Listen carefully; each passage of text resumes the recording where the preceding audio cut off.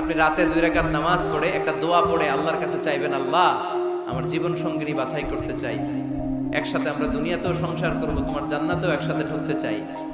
এরকম লাইফ মেট, life partner, এই মেয়েটা আমার জন্য হবে কিনা, বা মেয়ে দোয়া করবে এই ছেলেটা আল্লাহ আমার জন্য হবে কিনা আমি জানি না, তুমি তোমার পক্ষ থেকে এমন ইঙ্গিত দাও বা আমার হৃদয়ে এমন একটা দিক নির্দেশনা দাও যাতে আমি সঠিক সিদ্ধান্তে চলে আসতে পারি।